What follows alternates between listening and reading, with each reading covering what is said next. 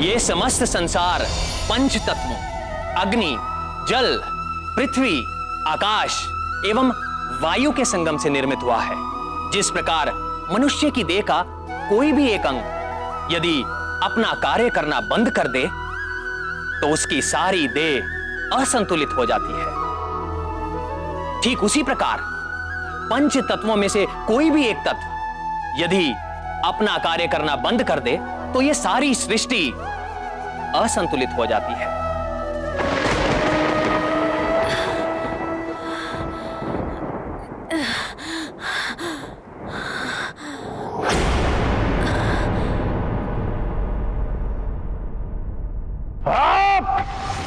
सबको इतना विचित्र क्यों हो रहा है?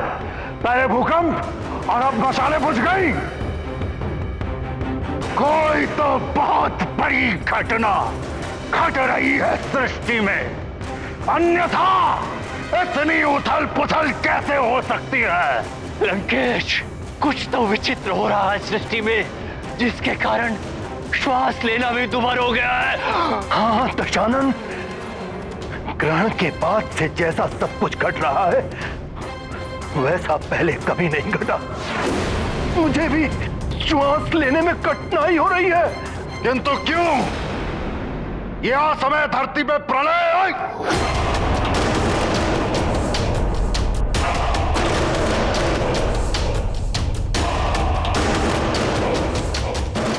गुरुदेव, दैत्य गुरु शुक्राचार्य, कहाँ हैं आप? शीघ्र दर्शन दीजिए। आपके दशानन को आपकी आवश्यकता है, शीघ्र पधारिए गुरुदेव।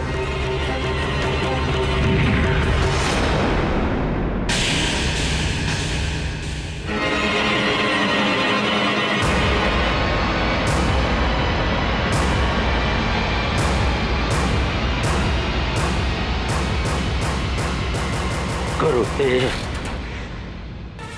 ये क्या हो रहा है? पूरी सृष्टि में ये क्या उथल पुथल मची हुई है? श्वास लेने में भी असहज हो रहा है। लंकेश, आप अपने इस आनंदोत्सव में इतने डूबे हुए हैं कि आपको तो कुछ और दिखाई नहीं दे रहा है। अपने नेत्र सदैव खुले रखें लंकेश। उचित कह रहे हैं आप गुरुदेव, परंतु दशानन पूछ रहे हैं कि हो क्या रहा है? सब कुछ इतना विचित्र क्यों हो रहा है गुरुदेव? लंकेश, आप जिस वानर बालक की मृत्यु पर प्रसन्न होकर ये जो आनंदोत्सव मना रहे थे, उसी बालक को देवता जीवित करने में लगे हुए हैं। प्रकृति का विधान और सृष्टि का भविष्य दोनों आपस में टकरा रहे हैं लंकेश, और यही इसका परिणाम है कि इतनी उथल पुथल मची हुई है।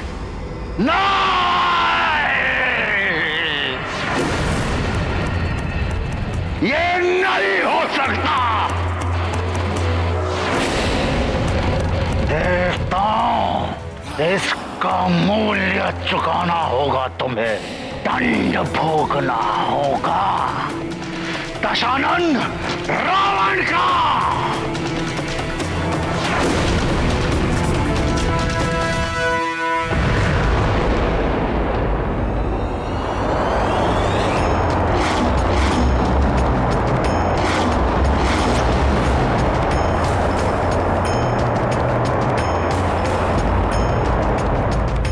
नहीं, ये नहीं हो सकता। अवश्य ये वायुदेव का कार्य है। वायुदेव, आप ऐसा नहीं कर सकते।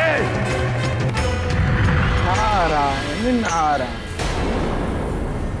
उन्होंने तो ऐसा कर दिया है इंद्रदेव। उन्होंने अपने सारे मरुद संसार से वापस बुला लिए। देख लीजिए अपने नेत्रों से, संसार भर में कैसी त्राही त्राही मची हुई है। प्राणवायु समाप्त हो रही है संसार। पशु पक्षी ही नहीं, मनुष्य भी अचेत हो रहे हैं। वनस्पति सूख रही है। और यही नहीं, अपने देवताओं की दशा ही देख लीजिए।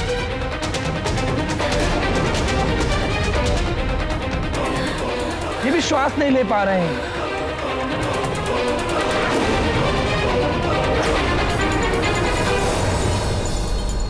ये सब आपके कारण हो रहा है देवराज। अभी भी समय है, मारुति को जीवन दान दे दीजिए, अन्यथा बड़ा अनर्थ हो जाएगा। होने दीजिए अनर्थ देवर्षि। देवराज इंद्र का न्याय अडिग है। कुछ भी हो जाए, यह निर्णय नहीं पलट सकता। देवराज, अपना हट त्याग दीजिए। सब कुछ नष्ट हो जाएगा देवराज, सृष्टि को बचा लीजिए।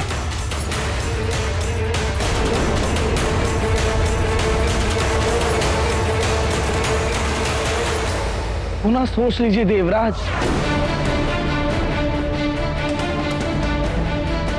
आपका पुत्र भी आपके द्वारा किए गए अन्याय का दंड भोग रहा है।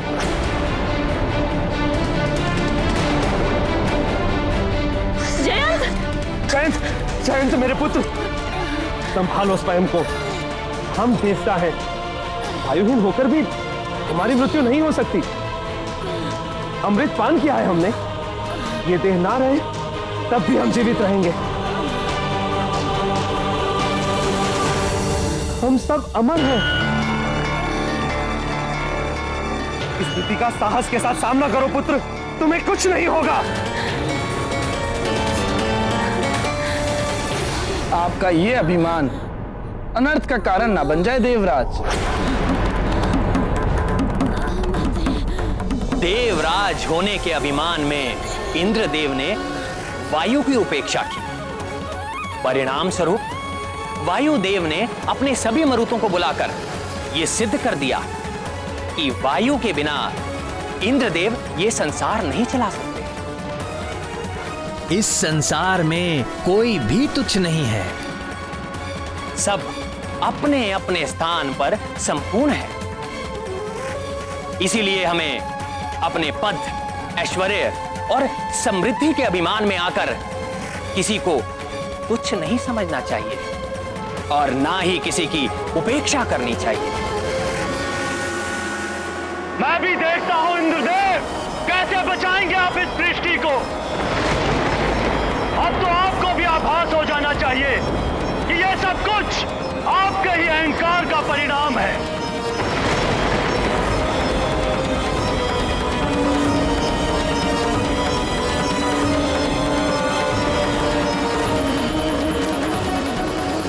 धैर्य रखो पुत्र, धैर्य रखो। पिताश्री, हमारी सांस रुक रही है। हम खड़े नहीं हो सकते। मैंने तुमसे कहा ना, तुम्हें कुछ नहीं होगा। अमर है हम सब। ऐसी अमरता किस काम की देवराज?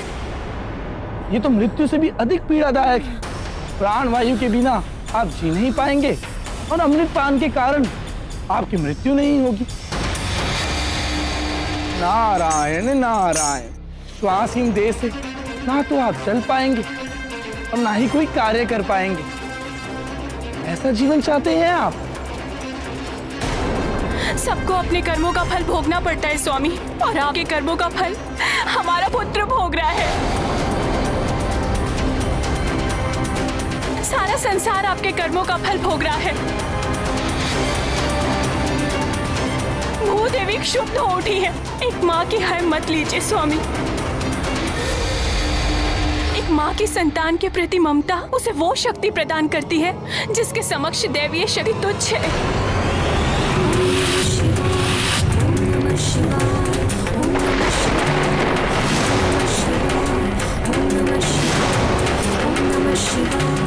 मातृत्व शक्ति को पहचानिए स्वामी, मान जाइए।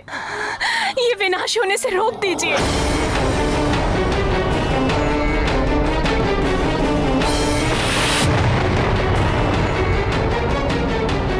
देवराज, मान जाइए, अपना हट त्याग दीजिए।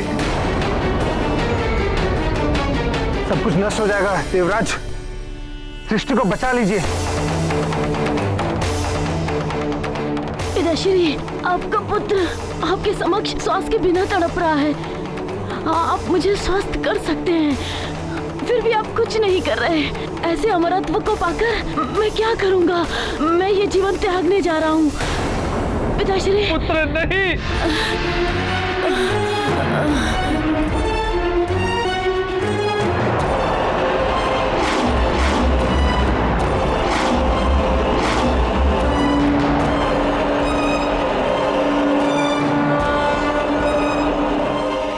मात्र अपने नियमों का पालन कराना आपका धर्म नहीं है स्वामी। प्रजा राजा के लिए पुत्र के समान होती है। राजा का धर्म है प्रजा का पालन करना पुत्र की भांति, ना कि उन पे शासन करना शासक की भांति। और उन सहस्त्र प्राणियों के बारे में सोचिए, उन्होंने तो कोई आपका नियम भी नहीं तोड़ा, किंतु इस विनाश लीला के कारण वे सब भी असमय ही काल के गाल में समा जाएंगे।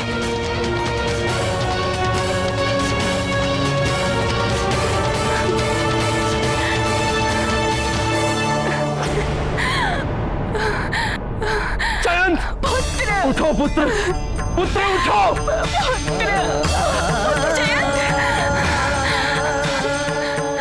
प्राण वायु के बिना प्राण भी शक्तिहीन हो जाते हैं देवराज।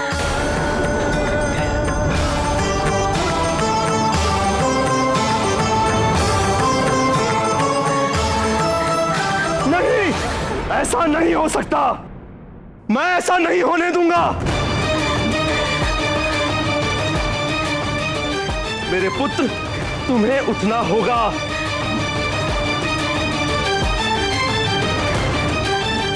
तुम्हें उठना ही होगा।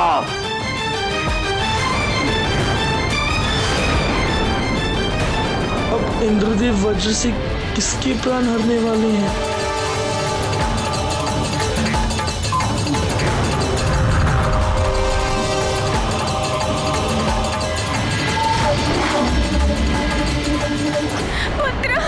पुत्र उठो, पुत्र।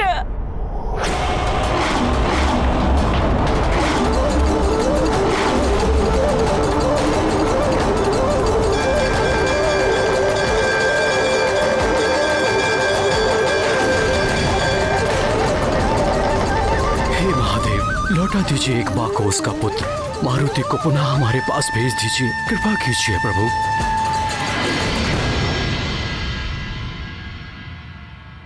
इंद्रदेव, यदि आप अब भी अपने हट पर अड़े रहे तो इस सृष्टि का अंत निश्चित है।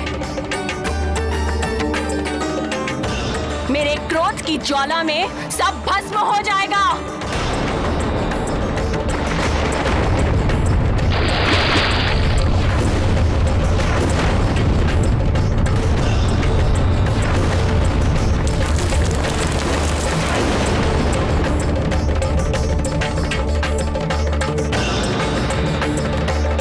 तो भूदेवी के कारण ये सब हो रहा है।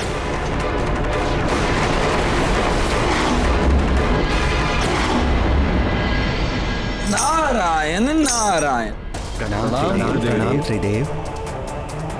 आप ही कुछ कीजिए देवेश्वर। इंद्रदेव का हट सृष्टि को विनाश की सीमा पर ले आया है। कुछ कीजिए त्रिदेव, अन्यथा सृष्टि का अंत हो जाएगा। भूदेवी, ये क्या कर रही हैं आप? अपना ये कोप शांत कीजिए। आदेश है ये मेरा। देवराज, आप मुझे आदेश देने का अधिकार खो चुके हैं। आप चाहे तो मुझे भस्म कर सकते हैं, किंतु भूदेवी, संसार नष्ट हो रहा है। हाँ तो क्या हुआ? आपका स्वर्गलोक तो सुरक्षित है, आपका परिवार, आपका पुत्र सब सुरक्षित है। मेरा पुत्र भी अंतिम सांसें ले रहा है। अच्छा, तो आपके पुत्र की व्यथा आपको यहाँ खींच लाई है। अरे मारुति भी तो किसी का पुत्र है, उसकी वेदना आपको दिखाई नहीं दी? देवराज, आपका ये वज्र एक महाघातक अस्त्र है। उसका प्रहार करने से पूर्व आपको भली भांति सोच विचार कर लेना चाहिए था। आपने उस बालक मारुति पर प्रहार किया जिसका जन्म राक्षसों के संहार और पृथ्वी के उद्धार में श्री राम की सहायता के लिए हुआ है। इतना घृणित कार्य करते हुए आपने तनिक भी नहीं सोचा? वज्र प्रहार करते हुए आपके हाथ में कंपन नहीं हुआ?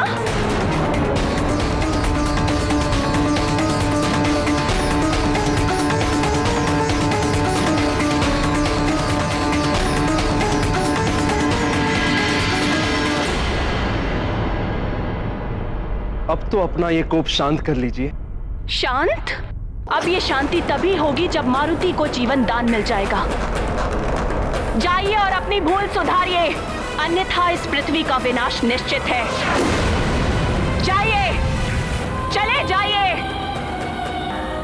मेरा क्षोभ अब और मत बढ़ाइए।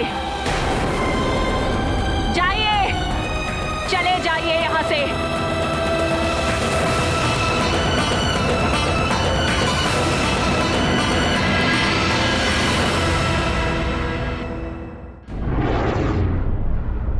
हे जगत जननी माता पार्वती, माता लक्ष्मी, माता सरस्वती, मेरा पुत्र जयंत जीवन के लिए तड़प रहा है। कुछ कीजिए माता, आपका ही आसरा है। अपने पुत्र की वेदना आपको यहाँ तक खींच लाई।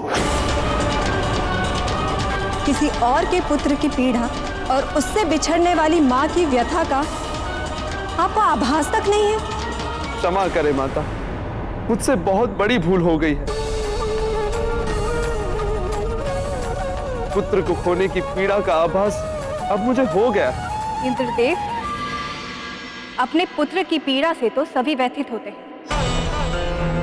किंतु जो सभी के पुत्र को समान दृष्टि से देखे, उनकी पीड़ा में स्वयं भी द्रवित हो जाए, वही सच्चा राजा हो सकता है। चाहे वो धरती का राजा हो या स्वर्ग का। आप सत्य कह रही हैं देवी। मैं अपने कृत्य पर लज्जित हूं। इंद्रदेव, हमारे लिए जैसे आपका पुत्र जयंत है, वैसे ही अंजना का पुत्र मारुति। किसी भी बालक का कष्ट या असमय मृत्यु हमारे लिए असहनीय है, किंतु आपके कठोर नियमों ने एक अबोध बालक को अपनी मां से दूर कर दिया है।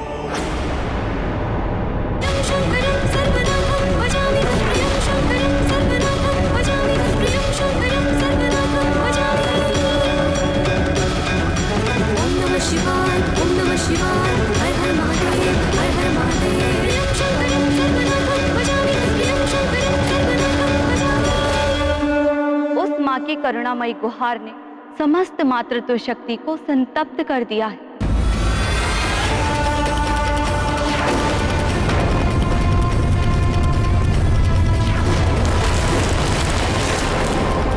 इसीलिए सारी सृष्टि में त्राहिमाम मचा हुआ है। तुम्हारे इस दुष्कृत्य का फल तुम्हारा पुत्र भी भोग रहा है। अब भी समय है इंद्र, अपनी भूल सुधार लो, अन्यथा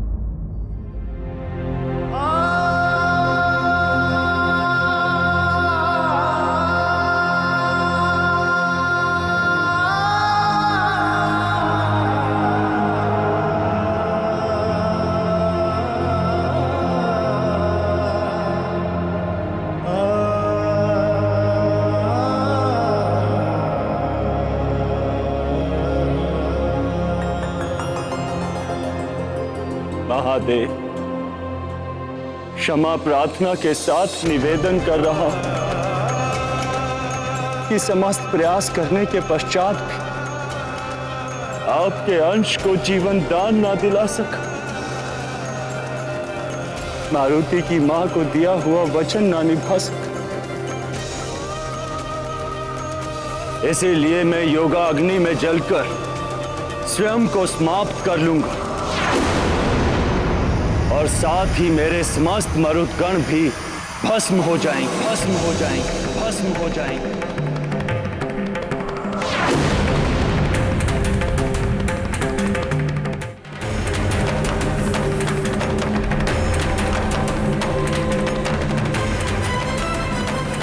मारुत, वक्त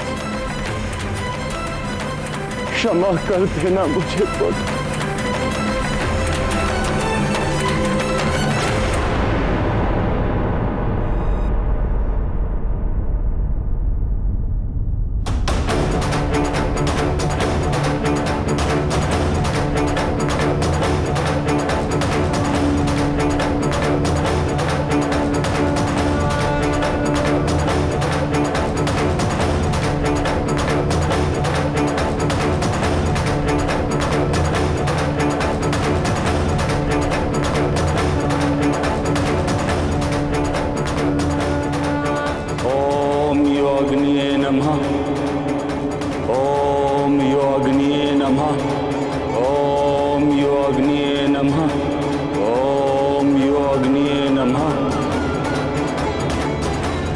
हे देवाग्नि, मैं वायुदेव आपका आवाहन करता हूं।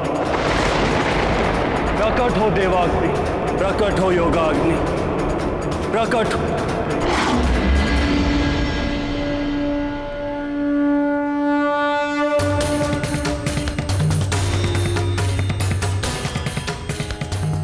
जो अपना वचन नहीं निभा पाए उसका जीवन व्यर्थ है। मैं भी अपना दिया हुआ वचन नहीं निभा पाया, असफल हो गया। अब मुझे तत्व रूप में भी रहने का कोई अधिकार नहीं।